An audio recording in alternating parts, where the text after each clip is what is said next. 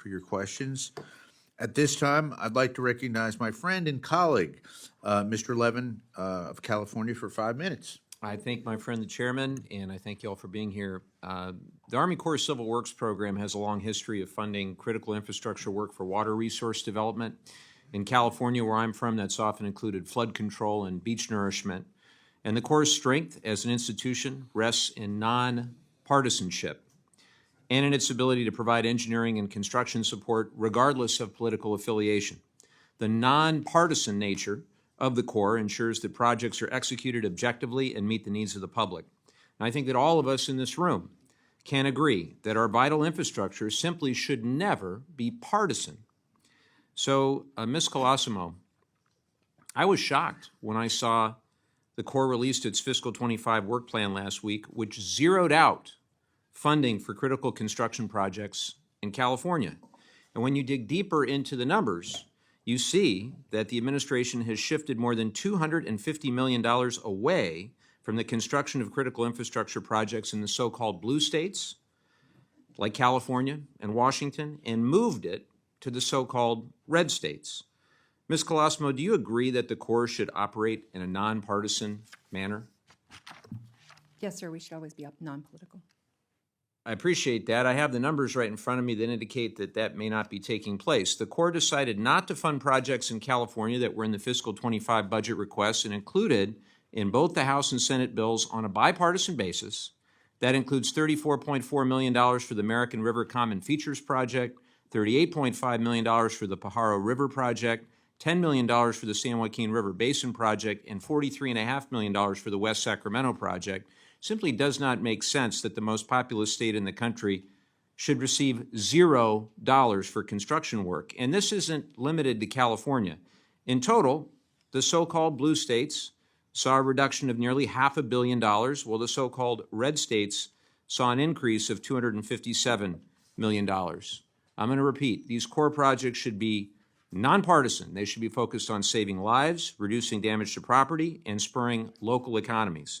And this is what I think a lot of us feared when we saw that our colleagues rushed through the continuing resolution that stripped Congress's ability to direct funds with state and local input and instead gave all discretion to the administration to unilaterally decide how to dole out taxpayer funds. I would hope that my colleagues on both sides of the aisle find this as distasteful as I do. This is a lousy precedent that's being set here. Ms. Colosimo and General Graham, can you both commit to standing up against efforts in future work plans and budget requests that would further politicize the Army Corps budgeting decisions?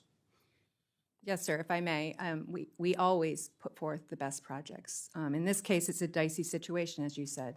The House and Senate marks were around $3 billion, and we were at the continuing resolution of about 1.8. So they made hard choices, the administration did, and they had that discretion. Do you, reclaiming my time, do you have any other possible explanation for the way the administration wants to distribute these funds other than partisanship? They wanted to prioritize life safety, flooding, and American prosperity. And you think all of the projects in California, Washington, other states don't do that? It's not my judgment to make. That was what they prioritized within the funds that they had discretion to allocate. Right. General, would you care to comment on this? I'd go with Ms. Colosimo's Let me guess, answer. no, you don't want to comment on this. Mr. Cameron, you want to comment on this? Sir, I've gotten no insight at all into the Corps' budgetary process. I can tell you at Interior, the Bureau of Reclamation, we try to invest our dollars where we can manage, produce the greatest benefit and the greatest public safety. Based on the technical and the engineering aspects of these projects, do you feel that that has been done, that taking money, $250 million away from the so-called blue states, giving it to the so-called red states, do you think that that's consistent with solid engineering and technical work that's been done on these projects? Do you really believe that, Ms. Colosimo? I believe all the projects put forth are good projects. That's not what I asked. What I said was I believe they were all good projects. How they stack against the projects one by one is difficult to answer in one soundbite.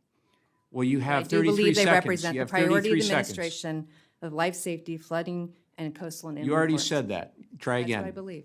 Okay, you think that this was all on the level. You don't think there's any partisanship I at believe all. they had to make trade-offs that I was not privy to. Right, and those trade-offs were of a partisan nature, weren't they? I don't believe they were partisan, but that's their decision You to don't make. believe they were partisan. So what's the explanation if it's not partisanship? It's the priorities they placed that were different than priorities than other projects. You would have to ask Okay. them directly.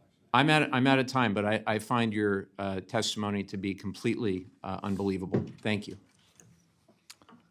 Thank you, Mr. Levin. Going in the order of how folks showed up, I now recognize my friend and colleague, Ms. Lee of Nevada, for 5 minutes. I was waiting for a Republican, but okay, thank you. Give me these rules.